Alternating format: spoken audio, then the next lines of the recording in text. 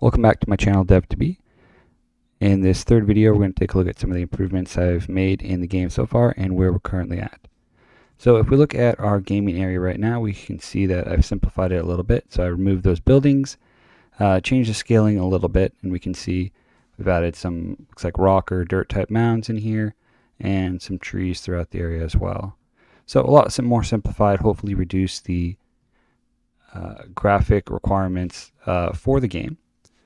Also, we can see around the edges, I've kind of lowered the edges there. Originally, my thought was the players would visually stand on the edge of the map, kind of looking down. The walls looked really high and it was kind of hard to see around. So what I've done is isolated the map separate, and then still trying to figure out where we'll place the user. In regards to that, I've actually made some changes where we now can move the user around in 3D space. And I've added pass-through. So kind of what I'm looking at this now is essentially you can adjust it so it sits, approximately where your coffee table would be or where a table sits. And then you'd be able to basically play, like a remote control game on your coffee table with the addition of pass-through. So I think it'll give it kind of a cool effect. So a couple different things added in that regard. The other thing I've done is I've added the menu, so we can see the menu up here, and a couple different buttons there. So let's see if I can get a more clear look at them. So we have a start server, join local server, which I haven't set up yet, join server, and then disconnect. So once we're in the game, we'll see if you start the server, it creates a local host and local client, so you'll join by yourself. Then if you click join server, I have a server up and running, so we can join that now.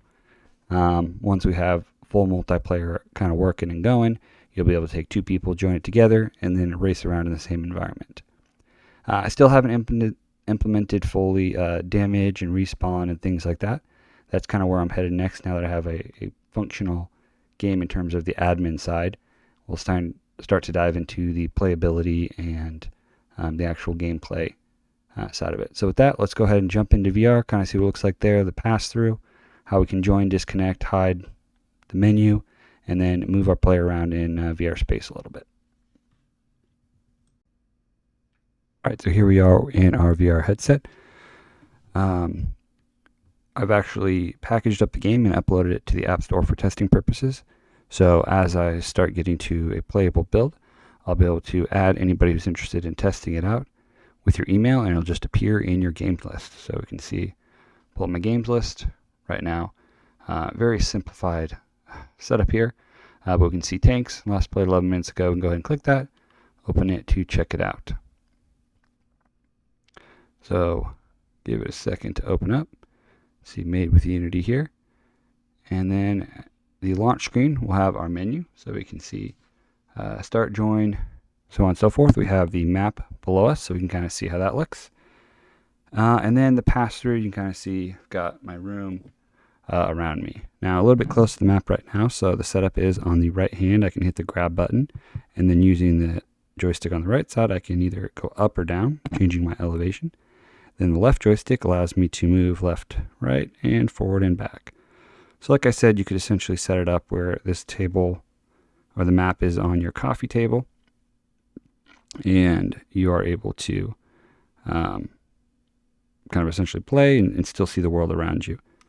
So with that, if we go ahead and use our cursor, we can select join server, and we can see our tank appears. And then using our controllers, releasing the grip button, we can kind of drive around and crash into stuff. We still have the ability to fire. Some glitches, if I get tipped up, we can see gravity will kind of start to bring me back down. And then also, depending on where I'm shooting, I'll damage myself. So like I said, gameplay still needs a lot of work, but I think the admin functionality, we can get into the game, deploy the game, connect to a server. I think we're pretty well set up there to kind of get going. In terms of the menu, I have the menu button. So just like most games, you can display and hide the menu using that.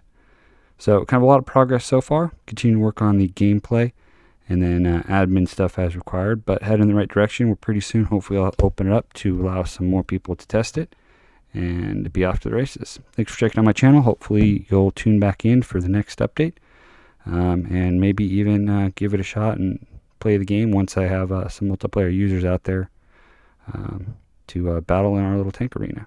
Thanks.